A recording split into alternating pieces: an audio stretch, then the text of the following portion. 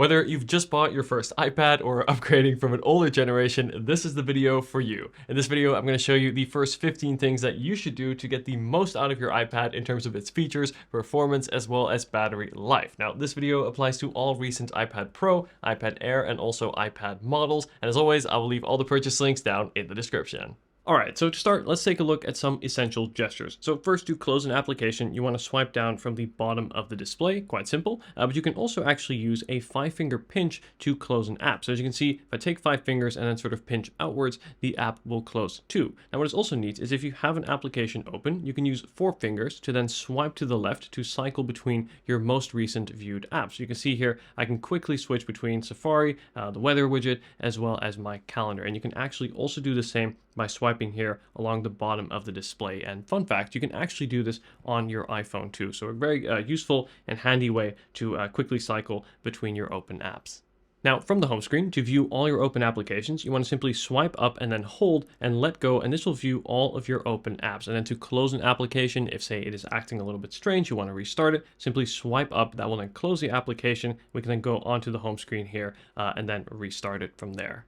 Now, just a couple more gestures here on the home screen. To view your notifications, simply swipe down from the top center of the display. You'll see all of your notifications here grouped by app. You can see I currently have none. And then if we swipe down from the top right, you'll get the control center. Now, this is a great way to quickly access core system functions, turn on your flashlight, adjust the volume, your media controls, and of course your connectivity as well. Super useful to do from the control center. You can also access this within other applications. And then lastly, if say you are open in another application and you want to quickly switch to a specific app, what you can do, instead of swiping all the way up to go home, you can do sort of a smaller swipe, and that's going to bring up your dock. And that's essentially the most used applications you'll have here, or most recently used will be the 3 on the right here. And then you have all these other applications you can set yourself. You can then very quickly choose one and then switch to it to quickly cycle to another app. So I can go to my calendar, bring up the dock again, and go back to Safari like so. And to determine which applications are in your dock, that's going to be the row of applications you have set here at the bottom of your display. All right, so now let's take things one level further. We're going to take a look at split screen as well as slide over, and these are great ways to multitask on your iPad. So for this, we're going to turn it into landscape mode. You know, things get serious when we enter landscape mode. No, but these functions are also accessible in portrait mode as well. However, I prefer to use these in landscape, so I'm going to showcase them like so. So first, let's take a look at opening up Safari here. Let's say I am browsing the web, and alongside this, I want to take some notes, say, for an upcoming video. Now, what I can do is actually run 2 apps at once, and to do this, we're going to tap on the 3-dot menu you'll find here in the top middle of the display. And then we have an option for split view. We're going to go ahead and tap that. And now we're going to choose a second application to open alongside the Safari window. So in this case here, let's open up a notes document. And voila, as you can see, we're now running 2 applications at once. I can have my notes here on the right, and I can scroll my Safari page here on the left. So a great way, again, to take some notes while you are browsing the web. I can then adjust the size of each window here by pressing and holding on this little bar we have in the center, so I can prioritize more space to, say, the Notes application. Oh, one more time. There we go. Or to the Safari window, and vice versa. And if I want to reverse the order, I can use the 3-dot menu on either app and simply move to the left or right to switch the orientation and the order of the applications. And then to close an application, tap on the 3-dot menu, and then we're going to tap on Close.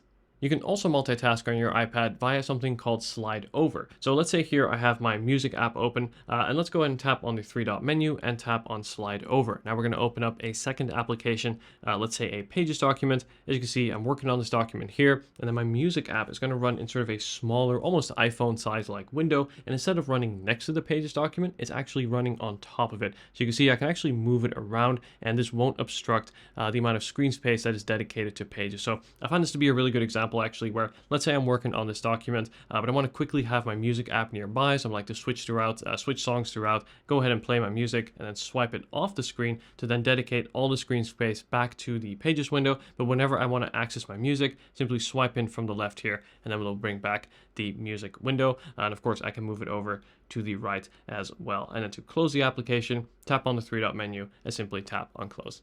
a neat shortcut when it comes to multitasking that I want to show you. So let's say I have this Pages document here. I can then bring up the dock again with that slow swipe from the bottom, and I can also position an app next to it that way too. So let's say I have a Safari window, I can then drag it out, and as you can see, I can then drag it to the right to have it run next to it, or drag it over top to have it run in slide over. Now let's bring it into split view here next to it, and as you can see, just like that, we're now again running two applications at once on the iPad. Super powerful, and I think features like this really make it more of a computer rather than just a large phone.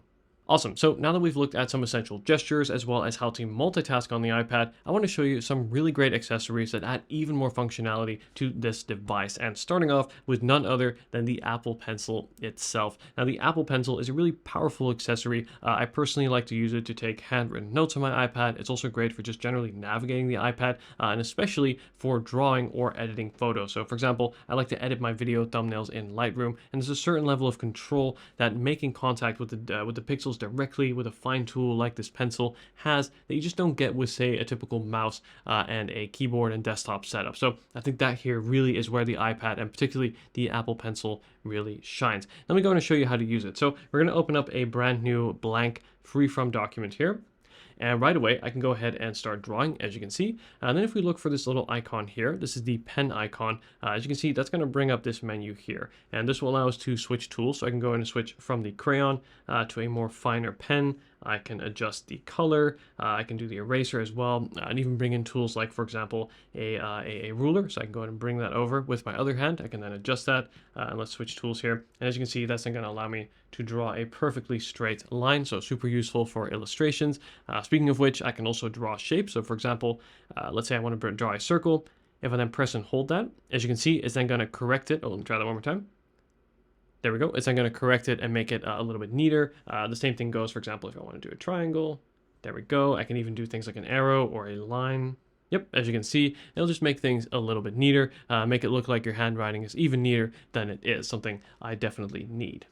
And then you can also double tap the pencil, and that's then going to automatically switch over to the eraser, allowing you to quickly erase your previous drawings. Now, some of these gestures and features will apply to different models. So Apple actually has like 4 different pencils now. It's a little bit confusing. Right here, I have the Apple Pencil Pro. That is the newest model. And certain pencils will be compatible with certain iPads. Now, there is a pencil for every iPad, but you just have to make sure you get the right one. So I suggest you check out Apple's website if you're not sure which pencil is compatible with your model of iPad. But if you are working with the latest and greatest, the Apple Pencil Pro, what you can do, unlike with the other Apple Pencils, is, let's open up a new document one more time, is I can actually squeeze this pencil. So as you can see, if I squeeze it, it brings up this small menu here, very similar to the previous menu, but in this case, I can bring it over to wherever I want. So you can see wherever I'm drawing, it's then automatically going to appear. I can then quickly cycle through to switch my tool. And what is even cooler, let's say I want to pick a tool here. Let's say pick this crayon. As you can see, if I hover over it, it will actually give a preview of not only the size and color, but also the texture of the tool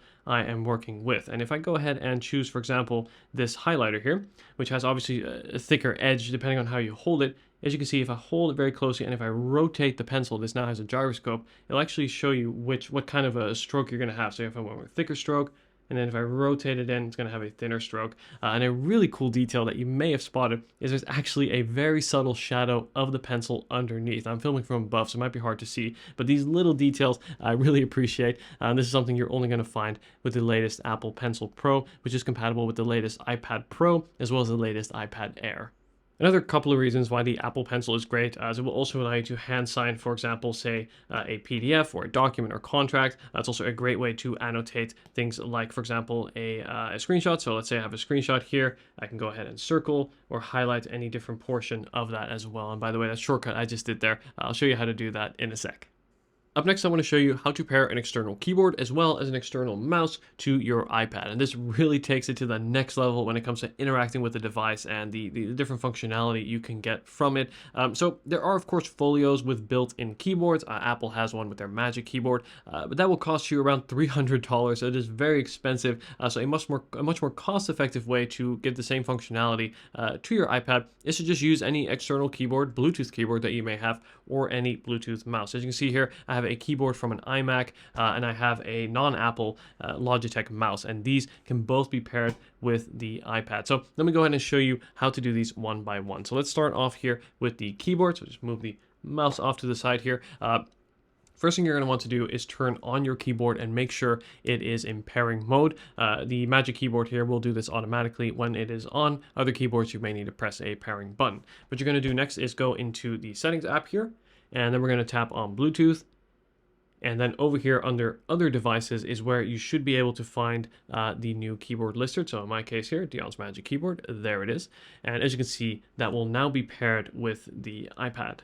Let me show you some really neat keyboard shortcuts that automatically apply on the iPad as well. So first, we have the function row here on the top of the Magic Keyboard. So we can use that to adjust, for example, the brightness as well as the volume without having to use the buttons on the iPad. Other things like your spotlight search will also work as well. But my favorite keyboard shortcut for the iPad here is to quickly switch between apps. So what you can do is you want to press and hold Command and then press the Tab button once and then hold the Command. And as you can see, it's then going to bring up a preview of all the open applications you have. So we can go back to the freeform application that we were just at. I can then tap it again to say jump into weather, and I'm cycling through them by clicking the tab button here. And as you can see, that basically allows me to instantly switch between my open apps. And then here at the far right, we can also go back to the home screen, and all of this using just keyboard shortcuts on your iPad. Really cool. And fun fact, yes, this keyboard shortcut does actually work on the Mac as well. And it's probably the one that I use most to quickly switch between my apps. So check this out. 1, 2, 3. There we go. Super easy. And I love using this feature on the keyboard. And next, let's take a look at the mouse. So as I mentioned, you don't need to have an Apple mouse or a keyboard for that matter. Just any Bluetooth mouse will do. Here I have the Logitech MX Master 3. So to pair it, what you want to do is turn it on, and then you want to enter it into pairing mode. So in this case, that means press and holding the button here at the bottom until it starts blinking, as you can see. Then we're going to jump into settings, and then it'll again be under other devices, MX Master 3. There it is. And then we're going to tap on pair. Give it a second here. And there we go. Any second later, we will have the cursor show up on the iPad. And as you can see, it's not a traditional cursor. It's kind of a sort of opaque little circle here. And you can see that as you scroll over things, they will sort of get a little bit bigger. So it's almost like the hover feature on the Apple Pencil where it gets a little bit bigger to make it easier to see which icon you're pressing. And this basically gives you full control over your iPad. And even the scrolling function works. As you can see, you can very quickly scroll through your menus. And I find this to be, again, a really great way to just add more functionality to your iPad and make it all that more accessible. And in fact, if we take the iPad here, bring in the keyboard, and then we have the mouse on the side, what you're kind of working with, it is almost like a mini desktop setup, which depending on your use case, depending on what your setup is like, can be really great. I think especially typing out longer emails or documents, the touchscreen works well, but having a good old keyboard works even better. The mouse perhaps can be great for gaming or for certain precision applications as well. So with this setup right here, it's almost like a mini desktop setup. And this brings us to the final essential accessory for the iPad, and that is some protection. Now, in this case here, I have Apple's Smart Folio. Now, there's many options available, both from third-party as well as third-party companies, but in my opinion, you really can't go wrong with Apple's Smart Folio. And I've used these on my iPads for years. They are durable, they last long. They're not the cheapest option, no, but they do add a lot of functionality that, in my opinion, make it worth it. So, as you can see, we have this really nice matte texture on the outside, and then if I go ahead and open it, you'll see we have this really nice soft microfiber-like material on the inside, which is great because it actually also cleans your display as you take your iPad in and out. So one of the the great things about this particular folio from Apple is to attach it. You simply want to place your iPad in, and as you can see, that's then automatically going to magnetically attach to your iPad. You can see it actually does a really good job. I can shake this quite hard, and the iPad is locked in, which is very important. And we can go ahead and close it. As you can see, that's then going to give good protection to both the back as well as the display of your iPad. I would say the only criticism here is that it doesn't really protect the corners of your iPad, but generally speaking, what is most important is going to be protecting that beautiful glass display, and this folio does an excellent job at that. What is also neat here is, as you can see, if I open up the folio, the display is then automatically going to wake up, and then if I close it, it's automatically going to sleep. And this means you don't have to constantly press the sleep wake button when you want to put your iPad away, and will also help save battery. As you can see, it's just automatically going to sleep and then be ready as soon as you open the folio. But of course, the best feature of Apple's Smart Folio is the different angles that you can position it in, and I think this is what actually makes it essential for the iPad. So first, we can go ahead and take this and sort of roll it around, as you can see, bring it over to the back, And as you can see, we can go ahead and then magnetically attach it over on the back of the iPad. It'll sort of lock into place like so, and this will allow us to prop the iPad up like this. And this is great if, say, you are watching videos or even having Zoom calls or something like that, to just have your iPad permanently docked. Also great to have, say, on your desk next to your computer or even as your device. And again, if you add a mouse and a keyboard to that, you basically have a mini computer setup over here. So great angle like this. You can also move the magnetic plate here down to have a more steeper angle like so, and we can also bring it back to the same position and have flat lay mode. And this is great for, say, more comfortable typing or drawing, and we can also bring it back to have it lay even more flat. I think this is probably more what I prefer, especially for typing, just to raise it slightly to have a more comfortable angle for the wrist. So there we go. All those reasons combined is really why I consider a folio, particularly here, Apple's Smart Folio, an excellent and, in my opinion, essential accessory for the iPad. So I'll leave the links in the description for this case as well. So this next part is really cool. I want to show you how to control your iPad using your MacBook. Now in this case here, I've got my MacBook Air set up, and what I can do is simply have the two next to each other like so. I can use the trackpad here and then swipe with my trackpad, bring the cursor over to the right of the display, and sort of keep pushing. And as you can see, it's then going to float over essentially to the iPad. And as you can see, I'm now fully controlling my iPad using the touchpad as well as the keyboard here over on my MacBook. So I can go ahead and start typing as well. And this is super useful if, say, you have your iPad docked next to your MacBook, say using that Smart Folio. Instead of having to reach forward to touch the display, I can just use my existing keyboard and trackpad right on my Mac to use the same functionality and basically control the iPad entirely from where I am sitting. Super useful, and again, a great way as it allows you to use the existing keyboard and trackpad that you already have on your Mac. Now, we can go ahead and take this one step further and actually use the iPad as a proper full-on second display. So to do this, we're gonna jump into the settings app here over on your MacBook. So we're gonna tap on the Apple icon here in the top left, tap on System Settings, and then we're gonna scroll to where we find Displays. And then here we'll find the iPad next to my MacBook. We'll tap on the iPad, and then we're going to, under Use As, we're going to click on Extend or Mirror Display. Give it a second to load here, and as you can see, I now have the wallpaper from my MacBook showing over on the iPad, and then I can literally just click and drag a window right over to the iPad. And what is really cool is this essentially allows you to use it as a second display. And one of the things I'm really impressed with is just how low the latency is, because this is entirely wireless. You can see if I'm dragging windows over, it is super smooth and fluid. I love using this. For example, I have Final Cut running over on my main display, and then I may have a show or something I'm watching in the background and have that running over on the iPad. So super useful way to do this. Of course, you do need a reasonably good Wi-Fi connection to do this, but it doesn't have to be really fast either. I find this to work well even on less than stellar connections, and it's a great way to get even more value, I think, or functionality out of your iPad. This is, of course, a super portable secondary display to take with you on the go. So super useful, and again, it is completely wireless. Up next, I want to take a look at some essential settings to change, as well as customizations to do on your iPad to really get the most of it and really fine tune the usability as well as the features that you will have. So first, let's take a look at optimizing the display. So to do this, we're going to jump into settings.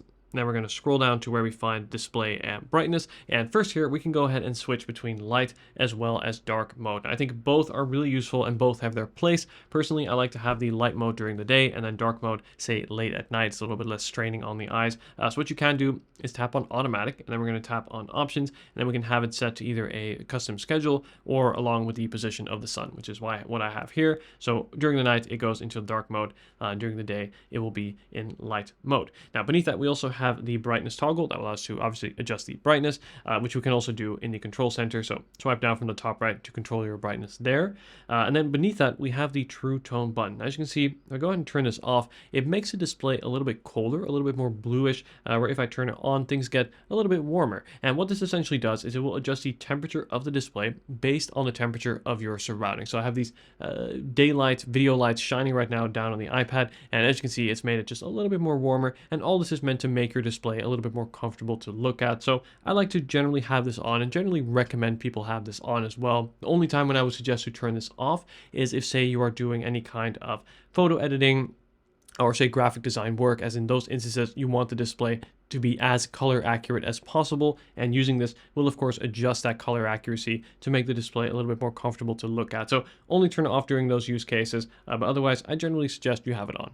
And the same thing can be said for night shift. Now, night shift kind of takes True Tone, but takes it even further. And as you can see, what that's going to do here, if I go ahead and manually enable it, is basically make my display orange by comparison. And basically what this does is it's going to limit the amount of blue light that is actually shined from the display. Now, blue light can have an impact on your sleep. It can cause headaches for some people as well. So you can also set this to a schedule. I have mine scheduled similarly to the True Tone from 10 to 7, which means when I'm using my iPad late at night, basically when I shouldn't be using it and I should be sleeping, at least I do have night shift on to limit the blue light exposure.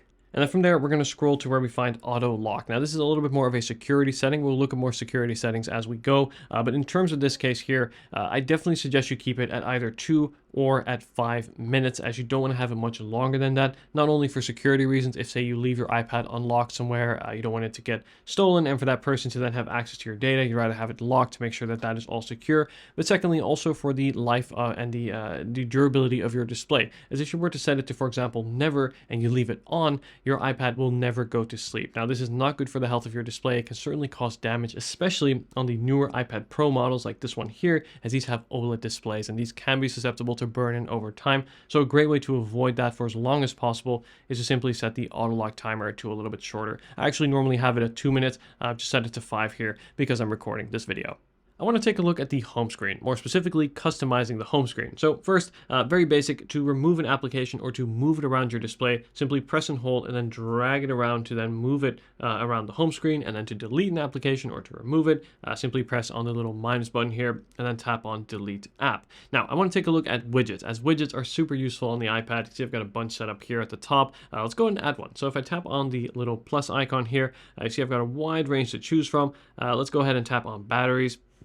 And if I go ahead and cycle between here, you'll have different size widgets for each app. So obviously, the bigger the widget, the more info it can show, but also the more space it will take up on your home screen. So let's say I really like these both widgets to be big. I got a lot of view here on the weather, and I can see a list of all my devices that are connected to see the battery level. Now, a really great, more space efficient way to have multiple widgets on the same page is to create a stack. Now, a stack allows you to essentially combine multiple widgets into one. So let's say I've got these two here of the same size. I can take this battery widget, click and drag it over the weather widget, and as you can see, I've now created a widget stack where I can quickly cycle between the two. And go ahead and tap on it, and we also have the smart rotate, whether you can choose to turn that on or off. So essentially what it's going to do is it's going to track your usage and say, oh, normally in the morning he checks more of the weather, and later towards the day, towards the end of the day, he's more likely to view the battery widget. So it will then automatically show you the widget depending on which it thinks you're more likely to use. So super useful there as well. Go ahead and tap done here. As you can see, I now have two of these large widgets, while it only takes up the screen space of one, and I can easily cycle between them. This also works on smaller widgets as well. And to remove a stack, simply press and hold. We're going to edit the stack, go over to the second one that we just added, the battery widget, tap on the minus icon, tap on done, and now we just have a single widget once again. But I highly recommend using widget stacks to save space on your home screen. Now I want to show you a really neat hidden feature on the home screen, and that is, check this out. If I swipe up from the bottom right of the display, it will instantly create a note document for me to type on. And then if I swipe up from the bottom left of the display, you probably remember this from earlier in the video, it's going to instantly create a screenshot for me to then draw on or send or anything like that. It is not going now. There we go, to draw on with the Apple Pencil.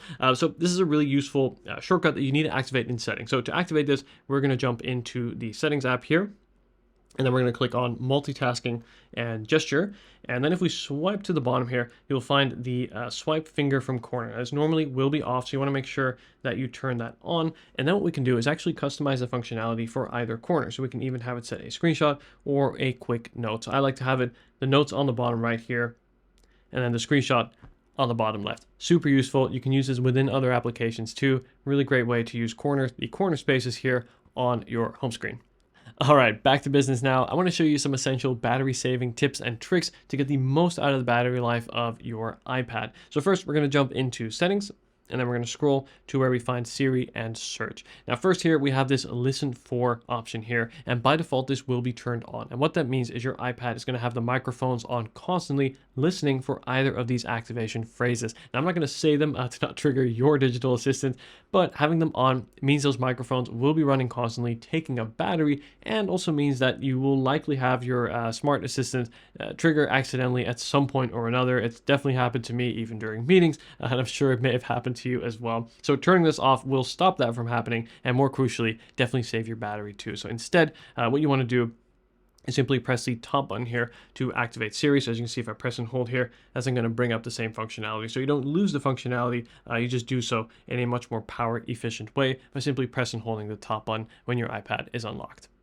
And next, we're going to jump into the notification settings. Now, every application by default is going to want to send you notifications, but the reality is most applications don't need to, whether it be shopping apps or games, these type of things. They don't need to be bothering you throughout the day or sending you notifications. Not only from a mental health perspective is this great, as it means you're going to be distracted less, also from a battery perspective, right? Because every time you get a notification, your speaker activates, your display activates, and that's really going to add up. So for example, getting 30 notifications per day instead of 100 will make a big difference and really add up, not just on your iPad, but also on your iPhone as well. So you can see I've turned off many on my iPad. In fact, a lot of these, for example, as I say, shopping apps, utility applications, things like this. Now, I don't recommend you turn it off for all of them. Certain messaging apps or finance apps you may want to have on, but other things you can just turn off. To turn them off, let's say, for example, Apple Store, we're going to tap on it, simply disallow notifications by doing that, and then it's not going to allow any notifications to come in. You can also fine tune it a little bit if, say, you want to avoid having notifications on the lock screen as well as the sounds. This tool will go a long way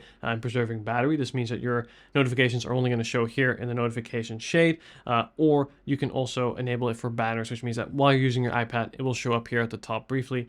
You can, of course, also turn it off entirely by clicking on allow or disallow the notifications. And then similar to notifications, the next thing we're going to want to fine tune is background app refresh. So to do this, we're going to jump into general and then click on background app refresh. And here, just like notifications, every application by default is probably going to want to run in the background using up power while you may not even need it. So my suggestion is to sort of audit this list here, go through and see which apps you do or don't want to run in the background. For example, certain streaming apps or creative apps, messaging apps, I like to have on. I like those to always be up to date. But other things like games, shopping apps, grocery apps, right? These things don't need to be running in the background using battery. And this really saves a lot of battery. Now, you do have the option to turn off background app refresh for all applications. This is something I actually don't recommend, as some applications do need to be able to run in the background to really function best. For example, things like Maps applications. So keep it on for some, but really turn it off for many others. You can see I probably have it off for half of them, and this really adds up over time when it comes to battery saving.